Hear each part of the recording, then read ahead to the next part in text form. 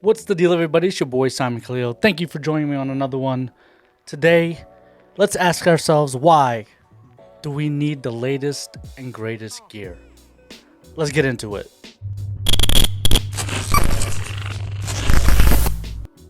So ever since the new year started, I noticed something very, very weird when it comes to, being implemented in the YouTube world and really dialing in over the last couple of years, watching YouTube and studying it and seeing, what the trends are and so on and so forth. But this video has everything to do with why you shouldn't buy all this latest and greatest gear that you keep hearing about. You guys may be suffering from gear FOMO, if that's a thing. You guys may be wanting the latest and greatest shit, although it really doesn't make sense for you to buy it. I've been seeing the videos about the Sony 20-70 f4 that's come out, the Ronin S Mini that's coming out or came out already, the new MacBook Pros M2 Pros and the Pro Maxes. And I've been hearing some people with like the M1 Max, which is what I edit on, stating that they want to upgrade to the M2 Max. To me, it doesn't make any fucking sense. Why would you go and spend $3,000 to $6,000 additional dollars this year when you just bought a MacBook less than a year ago? These machines have yet to even be pushed to their capabilities.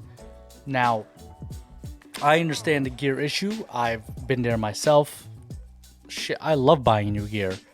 Don't get me wrong, but it's buying the right gear. When I buy gear, it has to make sense in three ways. Number one, am I being financially responsible with buying a $3,000 lens, a $2,000 lens, whatever it may be? Number two, how is this going to make me more productive, and will it make me more productive in the long run? And number three, am I upgrading something I already have because the old one has either broken, maybe it's out of warranty, or maybe simply because it may be just lagging behind now since it may be an older unit? Let's get into number one first. Does it make financial sense for me to purchase this additional item, whether it's, a lens or a camera? And mind you, I am going to state that I don't update cameras probably for every 3 to 5 years, and I'm trading my old shit in. It's not like I'm buying new cameras off the bat, because you're talking about cameras that we deal with on a daily basis. Is just a camera alone is $2,500 to $5,000. So it really has to make financial sense, and the capabilities are something that are fantastic, then I don't have access to those particular capabilities at a certain point. Back to the financial situation, do not put yourself into debt when it comes to gear. The only priority you should have is building up the business. When it comes down to buying the latest and greatest gear and putting yourself into debt, the only thing you will be working for is not the art. You will be working to pay off the shit that you owe. And been there, done that. I went that route one time, and it wasn't fun. So my suggestion, don't put yourself into debt when it comes to buying gear. Number two, does it make me more productive? This particular, let's say, lens, when I bought my 51.2 G Master, I already have a 35. I already have an 85. Fantastic.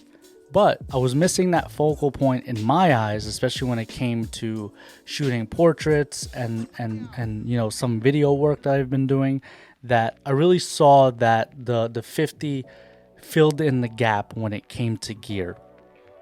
And mind you, currently I'm thinking about selling my 85 because I haven't touched it since I got my 50. Now my 50 makes me work a little bit more than my 35 and my 85 did. Like I do a lot more with it. It's constantly on the camera. So in my eyes, yes, it does make me more productive, does make me edit and look at things a certain way. It also functionally, it's It's fantastic, it's fast, and I've honestly gotten very, very great feedback about my work when I switched off to this lens because I'm excited to shoot with it. And lastly, 3, I only really update my gear when I absolutely need to. Now, my cameras, it's because of functionality. 3 years, I hate to say it, but 3 years is a large gap between updating cameras, 3 to 5 years. Simply because the technology that's now embedded in all these cameras, it's constantly being updated. Unless I need to, number 3, as I stated, need to replace something, which, the lenses, I don't have to replace that often. There's certain things I don't have to replace, such as the camera bodies, the lenses, certain lighting. But there are pieces, for example, that I still haven't touched. Like, I still rock a macro lens with an MC11 adapter on it when I used to shoot with Canon. That shit's 7-8 years old. Do I need to update it? No, because I shoot manually with it, and realistically it does its job. There are certain things that I am thinking about updating. For example, like my flashlighting. I do currently use a AD400, a Godox, and an AD200. I'm possibly purchasing a couple of more, but there's a reason why for it. I've noticed that if I use more lights, and let's say my weddings, for example, use more lights during the reception and during the ceremonies in dark churches or something of that sort, my images come out fantastic.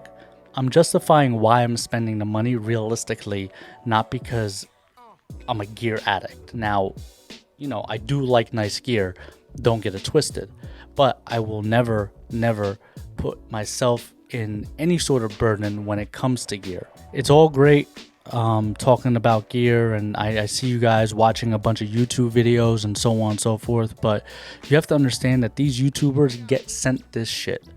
They are not paying for this stuff out of pocket of it. A lot of them, some of them are, they may be, but it's coming back to them with Google ads and monetization and so on and so forth.